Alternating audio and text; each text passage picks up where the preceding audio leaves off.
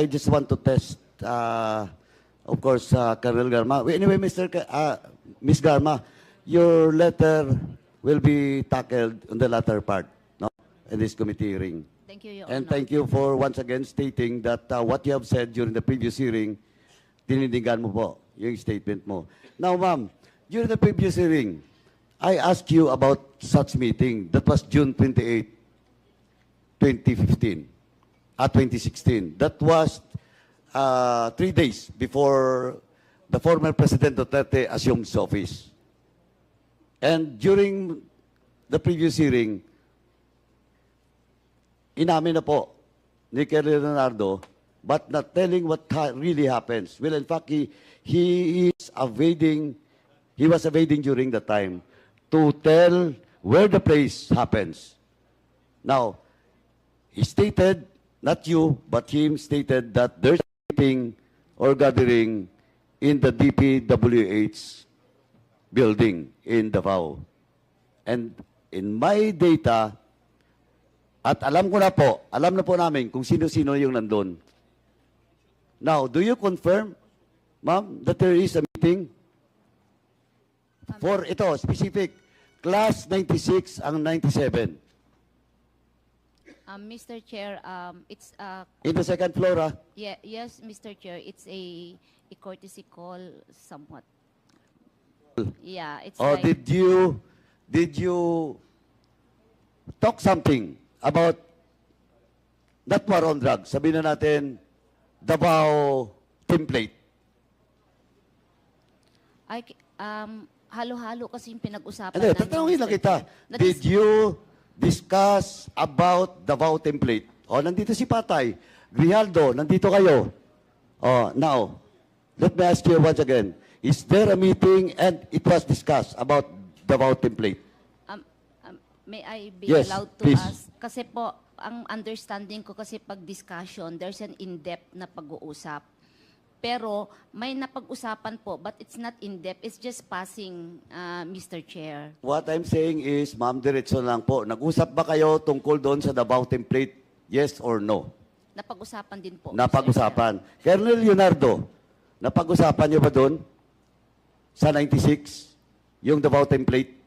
Yes or no? Mr. Chair, hindi ko po ma-recall yung Nako. Davao template. Pero mga... Oh, anyway, usap yan po na kami. naman, ha? Yan na naman. Okay. As of now, hindi ko tatanggapin yung reasoning mo, pero I will leave it to that. Now, Colonel Patay, you were there. Yes or no? No, Mr. Chair. You were not there. No, Mr. Chair. In the second floor, you were not there. No, Mr. Chair. Are you sure? Yes, Mr. Chair. Okay. Sige. Chairman, let me put in record na tinanggi ni Colonel Patay na he was there. Colonel Grijaldo, are you present during the time? The first June 28, second floor of the DPWH building. Yes, Mr. Chair. You're there. Yes, Mr. Chair. Okay. Now, it was discussed about the Davao template? No, Mr. Chair. No? Yes, sir. Oh, no. So you contradict the statement of Ms. Garma na isa sa mga pinag-usapan doon?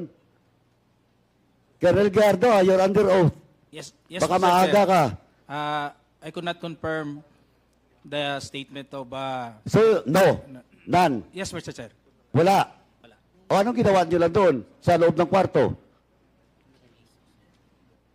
We were there the time, Mr. Chair. No, tinatanong ko, anong ginawa nyo? Kasi nakakahon kayo doon eh. Di ba? Ako kinukonfirm ba na 96, kaiba isang room, 97 sa kabilang room? No, Mr. Chair. Ha? No, Mr. Chair. Okay. Again, Mr. Chairman, let it put in record that Colonel Grijaldo denied that there is a meeting that they were placed, the 96 and 97, in separate room. Now, Colonel Grijaldo, during that gathering, the President, former PNP Chief Bato de la Rosa, former now Senator and Senator Bongo is present. Dumaan po sa inyo, hindi? I could not remember. Oh, all you the- cannot remember. Okay. Yes, Mr. Chair. Okay, you cannot remember. O, Colonel Patay, since you mentioned that you were not there, so wala. Wala kang alam. Wala akong alam, Mr. Chair. Okay. Colonel Leonardo, in that gathering is the President, former President, Colonel Bato, PNP Chief, now Senator Bato de la Rosa, and Senator Bongo, pumunta po doon sa room nyo. Yes or no? Sir, ang naalala ko, nag-courtesy call po kami. Hindi, tanong ko kung pumunta sa room nyo. Ah, Pumunta ba hindi? sa room na, kasi sir, naka-separate na room po. Kaya nga, yung tinatanong ko sa room ng 96. Ang alam ko Kasi po, sir, nandun lumabas po kami sa corridor. Then we met the whole 96. Senator Bongo during that time. The whole 96. Not the whole 96, there are some class 96, Mr. Chair. Hindi nga, yung nandun na 96. Alam ko naman hindi lahat eh.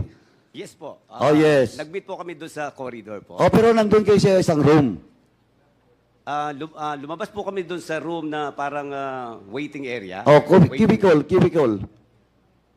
Cubicle, di ba? Yes, sir. Oh, Parang yes. isang room siya na... Okay. Then So, lumabas nandun po si Senator Bongo, Senator De La Rosa, and the President.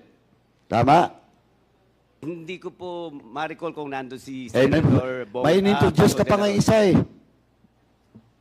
May in-introduce ka pa nga isa eh. Na, Mr. President, this is blah, blah, blah. You don't recall? Actually, marami po akong Nako. pinakilala ko po yung mga classmates ko. Tapos, sino pa? Meron din po kaming hindi classmates. Sino nga? Uh, O you cannot recall? marami po. Okay, sir, eh. Mr. Chairman, dyan na muna. Hindi ko na muna ipitin si Colonel Leonardo to that question. Now, Colonel Galma, do you confirm that indeed during that meeting nandun pumunta si General Bato, si Senator Bongo, and the President? No, Mr. Chair, wala akong naalalang pumunta si General Bato at saka si Senator Bongo dun sa aming... Sa room nyo? Yes, wala pong Wala. pangyayaring ganun po, Mr. Chair. Okay, anyway. Mukhang totoo yung sinasabi mo.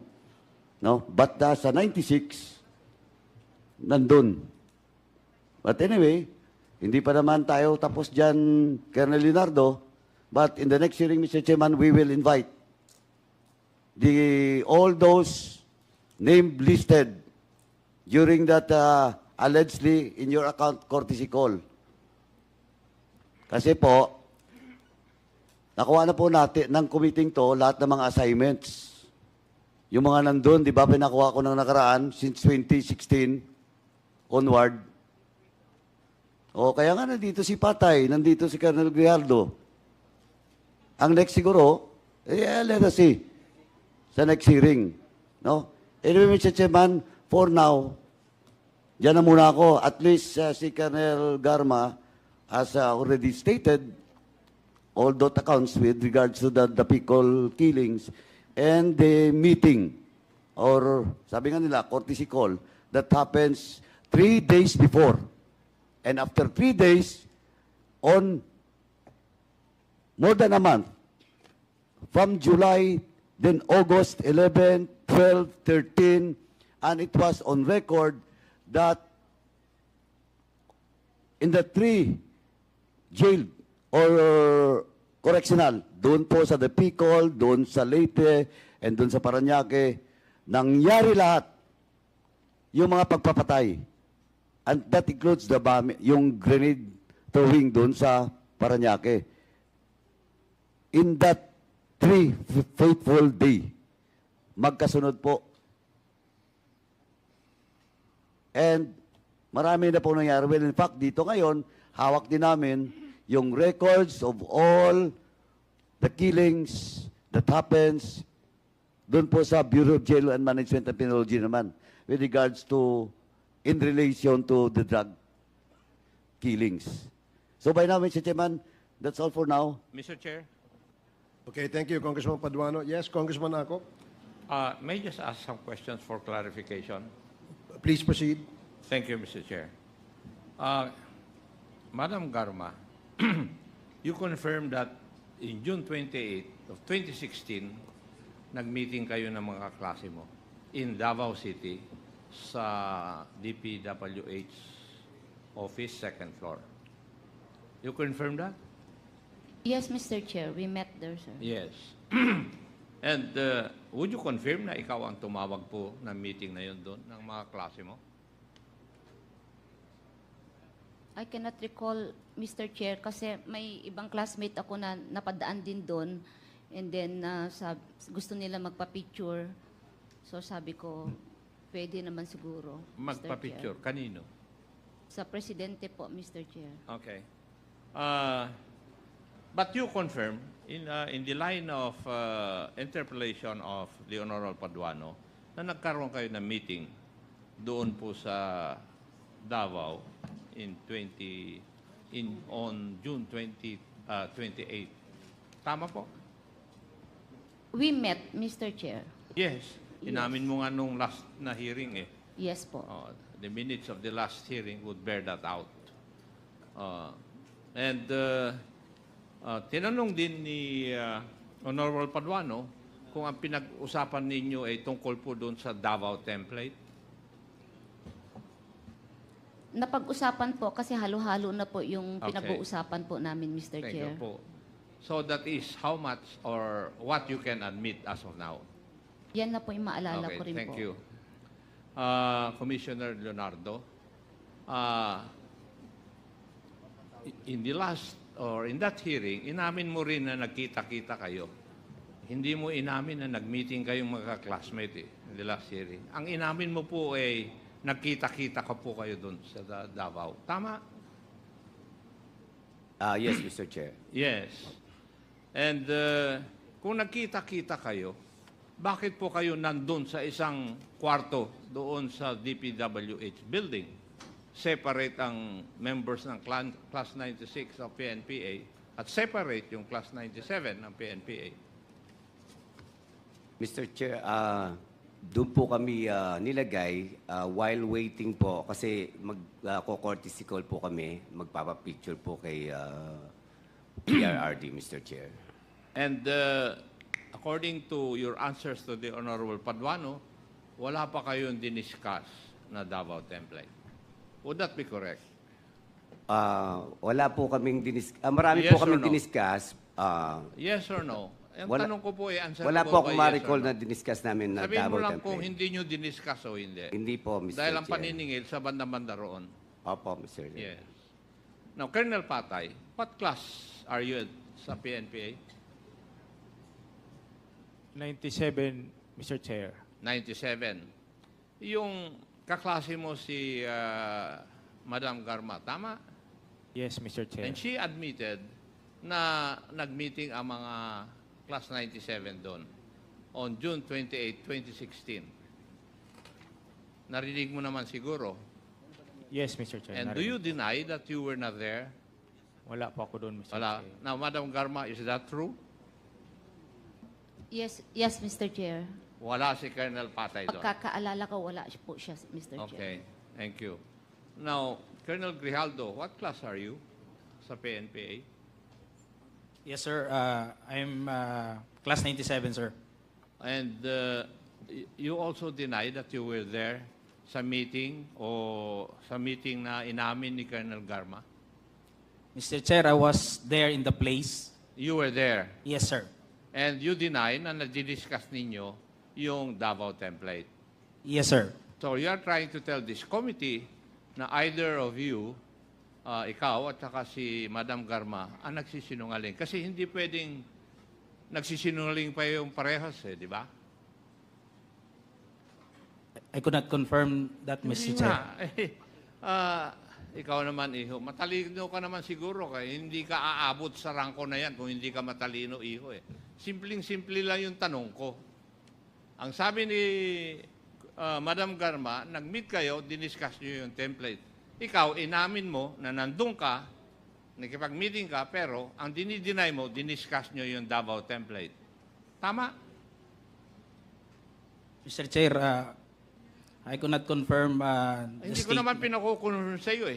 Ang tinatanong ko, sagutin mo. Otherwise, I will cite you in contempt also. Sagutin mo. Tama ba ako o mali? Mr. Chair, kindly say again the question.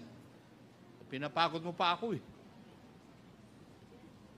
Ang tinatanong ko sa iyo, ang sabi ni Madam Garma, nag-meet kayo noong June 28, 2016 sa Davao. Yung class po ninyo. Diba? In-admit niya yon. At in-admit din niya na ang isa sa pinag-usapan ninyo ay yung Davao template. Tama. Ikaw, in-admit mo na nandun ka noong June 28 sa meeting na yon. Ang hindi mo ina-admit ay diniscuss ninyo yung Davao template. Tama ba ako? Yes, Mr. Chair. So, ang dinideny mo, yung sinabi ni Madam Garma na hindi nyo, na diniscuss ninyo yung Davao template. Yes, Mr. Chair. Tama. Okay. Let's leave it at that. Pag nakakuha pa kami ng mga testigo na ikaw ay nagsisinungaling, tatamaan ka rito. Thank you, Mr. Chair. Thank you, Congressman Akop. The next to interpel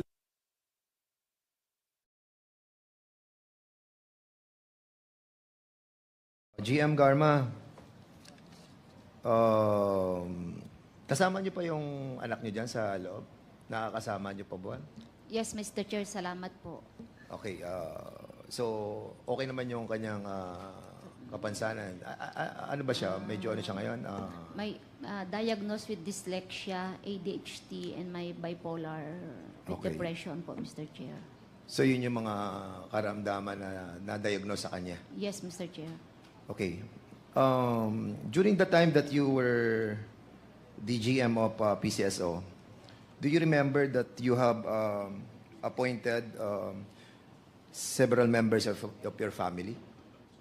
Yes, Mr. Chair. How many?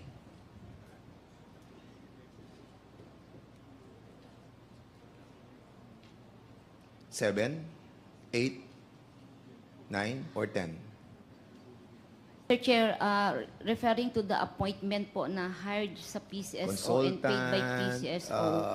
Whatever, yeah, position, appointed as secretary, or More or less whatever. 5. I'm sure more than 5, Mr. Chair. Seven. Yeah. And one of those is your daughter. Am I correct?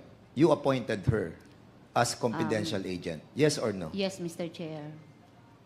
You appointed your daughter who is sick as a confidential agent. And do you know the meaning of a confidential agent? Yes, Why did you Mr. appoint Chair. your daughter if she's sick? Mr. Chair, during that time, ang diagnosis lang po sa kanya is dyslexia. Yeah, you told us. That is actually, And what's the reason why you appointed hindi her? naman po ibig sabihin mentally, ano po ang dyslexia. Lumabas lang po yung bipolar niya after I left PCSO. Okay. Do you know the qualifications of confidential agent? Yes, Mr. Chair. Or what there are the must be qualifications trust. of confidential agent? Tell me. Someone you could trust on matters. I will tell you the qualification of a confidential agent. 1, a bachelor's degree in criminal justice. 2, may experience siya. Previous experience in law enforcement. Meron ba siyang experience sa law enforcement? Your daughter? I'm not aware of that. You're not aware. You're together with her for 23 years in New York. Hindi ka aware kung No. meron siyang experience sa law enforcement? Meron ba siya? Wala o meron? Wala. None, Mr. Oh, Chair. correct. Anong skill niya? Yung analytical skill niya. Ability to analyze information in order to be a confidential agent. She's very competent in report writing, Mr. Chair, in editing communications. At any rate, sige. Okay. So, basically, she's sick, but you appointed her as a confidential agent. Mr. Chair, if I may. Yeah, go ahead. Dyslexia is not a disease. It is a learning disorder, but she was able to overcome it, Mr. Chair, and continues po in therapy niya during that time. She's very brilliant in communication. In fact, she writes articles in their school po siyang gumagawa during that time nang nasa high school po siya, Mr. Chair. Pero may experience ba siya bilang law enforcement as confidential I agent? don't feel naman po na Those are the qualifications that are written for the confidential agent. Okay. Ah, How about Marie Luis Sejorales? Yung first cousin mo. yes, An- Mr. Chair. Okay. She was also in PCSO, correct? Yes, Anong Mr. position ang Chair. lagay mo sa kanya? I think she was appointed as a nurse, Mr. Chair. Okay. So, siya rin ang lagay mong in charge sa mga pagkain doon, correct? No, Mr. Chair. it's Hindi mo not siya nilagay? full. No, sir. I will be asking the... can we ask the official of the PCSO to be in here? Si Attorney... yes, also si AGM Gabuyo, si Attorney Insyong, yung HR manager natin, si Attorney Paquera, and all other PCSO official who are invited. Si Doris Garma, yung sister-in-law mo, ano naging position niya doon sa yung asawa ni Chuck Garma? Ano naging position niya sa PCSO? Sa admin po siya. Sa admin. Nailagay ko po siya sa Okay. admin po. Si Mr. Howard Chair. Mansan, yung iyong first cousin sa mother side, saan mo nilagay? Consultant po sa IT, Mr. Chair. We have invited also Howard Mansan. Andito ba si Howard Mansan? Can we ask him to be present in here as well? Very important tong si Howard Mansan. Ha? Consultant siya ng IT. Mother side, first cousin ni GM Garma. And si yung asawa ni Howard Mansan, did you appoint her? She's my private secretary, Correct. Mr. Chair. Si Irene Mansan. Yes. So she was also present or appointed as a official of the PCSO. How about yung asawa ng first cousin mo na si Emmy Ubales? Yes, Mr. Chair. She was also hired her. appointed? Yes, Mr. Chair. Okay. And how about Junjun Ubales? He was Nakadetail detailed sa to me iyo. as security, Mr. Si Junjun Chair. Obales ay ang first cousin mo who was detailed sa Yes. PCSO. Yes, Mr. Chair. Yes. So how many, how about andyan ba si Emmy Ubales? We have invited her as well, Mr. Chair, to be a part of this hearing. Andyan ba?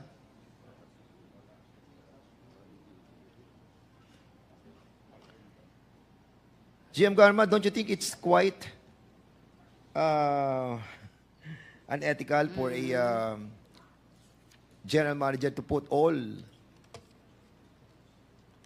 mga cousins, daughter, in-laws Mr. as Chair. part of your circle in the PCSO?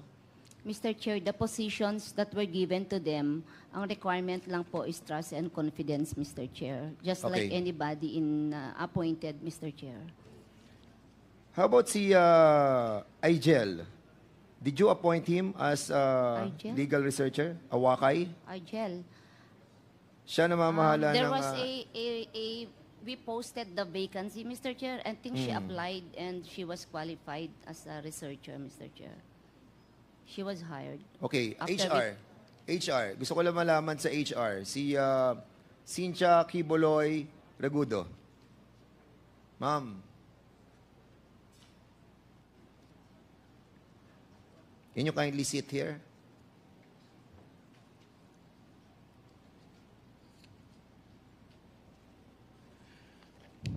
Yes po, Mr. Chair. Siya ba ay na-appoint si Igel Awakay? Siya nag-handle ng STL Core Group, correct? Mr. Chair, Igelet Awakay was appointed Technical Assistant A. Technical assistant. Yes po, sir. But what is his position in the operation of the STL Core Group? With regards to her position sa SCG po, I am not aware of that, Your Honor. Hindi po kayo aware. Hindi po, because hindi naman po nanggaling But sa HRD siya ay po. technical assistant, Yes po. appointed. Why Yun not pong- si Tony Galileo ang na-appoint bilang legal research? Bakit a certain job order in the position of Igel ang na-appoint doon? Ms. Awakay applied for that position, Your Honor. And he was accepted based on merit. Sige, okay. Because we will be dealing this in the next hearing, I just wanted to abbreviate this issue. But in the next hearing, we will be discussing it as well. Because there are certain issues regarding the feasibility study of all the STL operation in the whole country being manipulated by this person.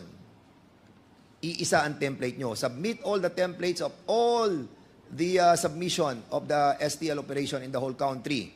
Because if you can see that that was manipulated to favor some winners, then you are in trouble. No, not you, but those who approved that, those winners. Anyway, so,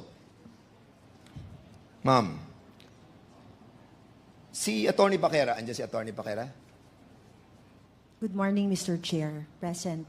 Nasaan ka? Attorney Paquera. Anong position mo sa panahon ni GM Garma? I was EA6, Mr. Chair. Okay.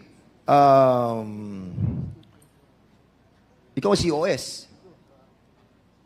Chief of Staff.